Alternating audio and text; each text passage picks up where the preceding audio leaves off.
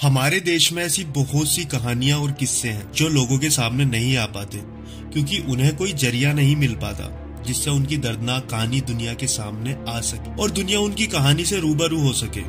गंगूबाई की कहानी ऐसी ही कहानियों में से है जो आज तक किसी ने नहीं सुनी, लेकिन अब वो कहानी बॉलीवुड के बड़े पर्दे पर नजर आने वाली है। एक ऐसी महिला जिसने अपने जीवन में बहुत उतार चढ़ाव देखा और एक वैश्य के रूप में मशहूर हुई, जिसको उस वक्त में मौजूद प्रधानमंत्री ने अपने घर पर बुलाया और उस वैश्य ने प्रधानमंत्री को ही प्रपोज कर दिया। और उस कैरेक्टर का नाम है गंगूबाई काठियावाड़ी। आखिर क्यों और कैसे गंगूबाई इतनी ज्यादा मशहूर हुई?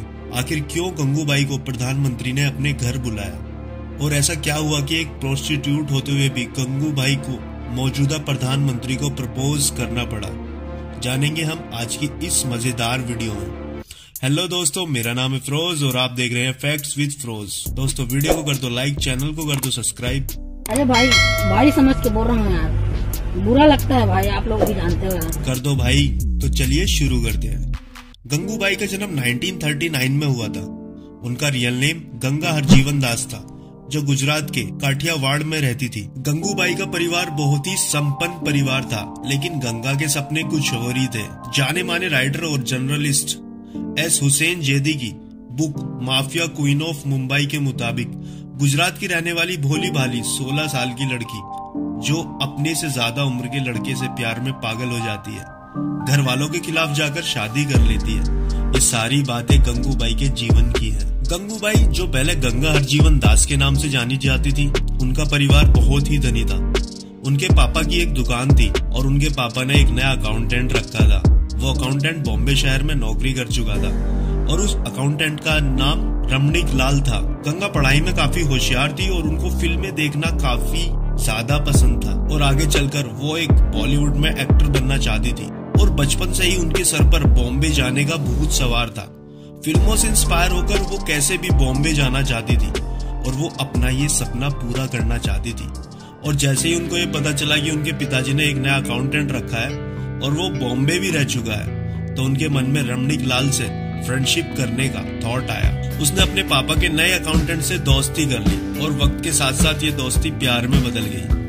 प्यार डे बाय डे बढ़ता चला गया। उसके बाद दोनों ने शादी करने का फैसला लिया। फिर गंगा ने ये बात अपने पापा को बोली कि वो और रमणीक एक दूसरे को लव करते हैं और वो शादी करना चाहते हैं। तो उनके पिताजी ने साफ शब्दों में ये बोल दिया, पहली फुर्सत में निकाल, कोई जरूरत नहीं हिंदुस्तान को तेरी पहली। लेकिन प्यार में लोग अंधे हो जाते हैं और प्यार में कुछ भी नजर नहीं आता। तो फिर पापा नजर कहाँ से आते? दोनों ने भागकर शादी करने का फैसला लिया। पता नहीं एक गांव में रहने वाली लड़की में इतनी हिम्मत कहां से आई कि उसने भागकर शादी कर ली। लेकिन जो भी था, उसने रमणीक से शादी कर ली और सीधे बॉम्बे निकल गई। वैसे भी बॉम्बे ही वो शहर था जहां आकर गंगू अपना सपना पूरा करना चाहती थी और वो शादी करके बॉम्बे में थी। जब वो बॉम्बे आई तो वो काफी खुश थी, लेकिन धीरे धीरे उसको उसके पति का असली चेहरा साफ दिखाई देने लगा, क्योंकि उन दोनों के बीच छोटी छोटी बातों पर झगड़ा होने लगा। जब जेब में पैसा ना हो तो आदमी टूट जाता है और वही बात रमणीक के साथ हो रही थी। वो दोनों भागकर बॉम्बे तो आ गए, लेकिन अब आगे पूरी जिंदगी कैसे निकाले? एक दिन रमणीक गंगा को बोलता है कि वो काम ढूंढने के लिए बॉम्बे शहर से बाहर जा रहा है, इसलिए कुछ दिन वो उसकी मौसी के साथ मौसी के घर पर रहे और काम मिलने के बाद मैं तुझको मौसी के घर से ले आऊंगा। अब रमणीक ने जो कहा, गंगा वैसे ही करती गई। उसको क्या पता था कि वो रमणीक के मौसी का घर नहीं बल्कि एक कोर्टा है। रमणीक केवल 500 रुपए में अपनी वाइफ गंगा को मुंबई के एक famous red light area Kamathipura के कोर्टे वाली को बेच देता है। कुछ दिन बाद वहां पर रहने पर उसको एहसास हुआ कि अब रमणीक उसको लेने के लिए वापस नहीं आएगा और फिर वक्त के साथ साथ उसने इसी कोठे को अपना घर मान लिया। एक गांव की लड़की गंगा हरजीवन दास से गंगूबाई बन चुकी थी और वो उस कोठे पर काफी चर्चाओं में थी और वहां पर सब उसको गंगू कहकर बुलाते थे। उस समय मुंबई में अंडरवर्ल्ड का राज था और हर तरफ भाईगिरी चलती थी। मुंबई का कोटा कमाठीपुरा में पड़ता था और वहाँ एक बहुत ही डेंजर गुंडा था जिसका नाम शौकत खान था।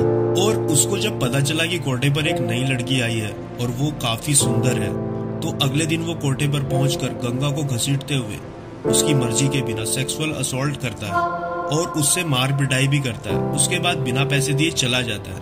पहली बार तो उसको कुछ समझ नहीं आया, लेकिन दूसरी बार उसने ठान लिया कि वो शौकत को सजा दिलाकर रहेगी। जब गंगू ने अपने आसपास शौकत के बारे में पता किया तो उसको पता चला कि उसका मालिक करीम लाला है।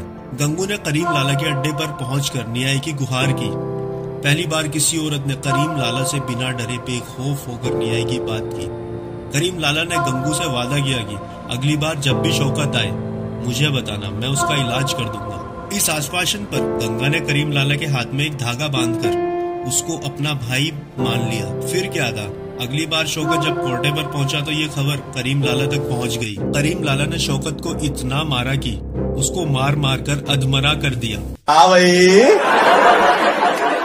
आगे स्वाद। साथ में ये भी ऐलान किया कि गंगू मेरी मुंह बोली बहन है। अगर किसी ने आज के बाद उससे जबरदस्ती की तो वो अपनी जान गवा बैठेगा। इस इंसिडेंट के बाद गंगा गंगूबाई बन गई। उसके बाद गंगा से बनी गंगूबाई का दबदबा इतना ज्यादा बढ़ गया कि कमाटीपुरा का वो कोटा उसके नाम कर दिया गया। फिर उसने उस कोटे पर काम करने वाली प्रोस्टिट्यूट के साथ बहुत अच्छे काम किए, जैसे कि वहाँ की छोटी छोटी बच्चियों को पढ़ाना। साथ ही गंगूबाई एनजीओ से भी जुड़ गई थी। वो किसी भी लड़की को जबरदस्ती इस धंधे में नहीं घुसने देती थी और वो सिर्फ उन्हीं को इस धंधे में आने देती थी जो अपनी मर्जी से ये काम करना चाहती हैं। कोटे पर रहने वाली लड़कियों के लिए गंगूबाई गंगू माँ थी। लेकिन फिर ऐसा क्या हुआ कि उसको उस समय के मौजूदा प्रधानमंत्री ने बुलाया। गंगूबाई ने उन्हें शादी के लिए प्रपोज भी कर दिया। उस समय में गंगूबाई के पास बनेली कार थी जिसकी कीमत आज के समय में 4 करोड़ रुपए है। उस समय में एक ऐसा दौर आया जब सरकार कमाटीपुरा को बंद करना चाहती थी। ऐसे में गंगूबाई ने कमाटीपुरा को बचाने के लिए काफी कोशिशें की और वो अपनी इस कोशिश में कामयाब भी रही। एक बार मौजूदा प्रधानमंत्री ने गंगूबाई को अपने घर पर बुलाया और बोला कि वो सुंदर है, पढ़ी लिखी है, किसी अच्छे आदमी से शादी करके एक नई जिंदगी शुरू क्यों नहीं कर लेती। उनकी ये बात सुनकर हंसते हुए गंगूबाई बोली, तो चलिए आप ही मुझसे शादी क्यों नहीं कर लेते। पंडित नेहरू जब उनसे नाराज होने लगे तो उन्होंने कहा कि पंडित जी, मेरा कोई इरादा आपको नाराज करने का बिल्कुल भी नहीं था। और फिर उन्होंने पंडित नेहरू को कुछ बातें बताई, जैसे कि एक प्रोस्टिट्यूट को कोई भी अपने यहाँ काम पर नहीं रखेगा, जो रखेगा भी तो वो उनका गलत फायदा ही उठाएगा, और एक सेक्स वर्कर से कोई शादी भी नहीं करना चाहता। ऐसी सिचुएशन में अगर उनसे उनका काम भी छीन लिया जाएगा तो उनके पास कोई साधन ही नहीं बचेगा। साथ ही उन्होंने मौजूदा प्रधानमंत्री से ये भी बोला कि अगर ये कोटे बंद कर दिए जाएंगे तो शहर में सेक्सुअल असॉल्ट की घटनाएं ज्यादा बढ़ने लगेंगी, क्योंकि जब लोग प्रोस्टिट्यूट के पास नहीं जाएंगे तो सड़क चलती औरतों को निशाना बनाएंगे। आप खुद ही सोचिए, उनकी इस बात में बहुत ज्यादा दम था। उनकी ये बात सुनकर मौजूदा प्रधानमंत्री पंडित जवाहरलाल नेहरू ने भी कमाटीपुरा को बंद न करने का फैसला लिया। इस घटना के बाद गंगूबाई का कमाटीपुरा में इतना धमाका था कि उनसे पूछे बिना कोई भी काम नहीं होता था। मतलब कोई भी छोटे से छोटा काम कराने के लिए उन तक आना ही पड़ता था। अपनी इसी धाक के चलते हुए गंगूबाई ने राजनीति में भी कदम रखा।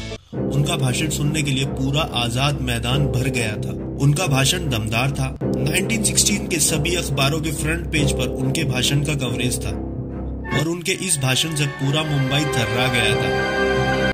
गंगूबाई की मौत साधारण तरीके से हुई थी, लेकिन जब उनकी मौत हुई थी तो पूरे इंडिया के कोर्टों में मातम छा गया था और हर तरफ काम रोक दिया गया था। आज भी कोर्टों में गंगूबाई की तस्वीरें लगी मिलेंगी, क्योंकि प्रोस्टिट्यूट इनको अपना भगवान मानती है। दोस्तों, फिल्में सिर्फ एंटरटेनमेंट के लिए होती हैं। हमें अपने बच्चों पर नजर रखनी चाहिए कि कहीं वो कोई गलत कदम ना उठा ले। गंगूबाई के साथ अन्याय हुआ, उसने हिम्मत जुटाई और अपना एक नाम बना डाला, लेकिन बॉलीवुड की मूवी से इंस्पायर होकर उनकी लाइफ में ये मोड़ आया। आज भी हमारे इर्द गिर्द बच्चे बॉलीवुड से इंस्पायर होते हैं। आप अपने बच्चों को समझाइए कि बॉलीवुड एक रियल लाइफ नहीं है, वो एक रियल लाइफ है और रियल लाइफ और रियल लाइफ में फर्क होता है। मैं ऐसा इसलिए कह रहा हूँ क्योंकि कहीं ना कहीं बच्चे अपने इर्द गिर्द चल रही मूवीज, टीवी शोज से इंस्पायर होते हैं और वो वैसा ही करने की सोचते हैं जैसा वो देखते हैं। अगर वीडियो अच्छी लगी है तो वीडियो को कर दो लाइक, चैनल को कर दो सब्सक्राइब और हाँ, वीडियो को शेयर भी कर दो। वीडियो कैसी लगी मुझे कमेंट सेक्शन में जरूर बताना। Thank you for watching. जय हिंद।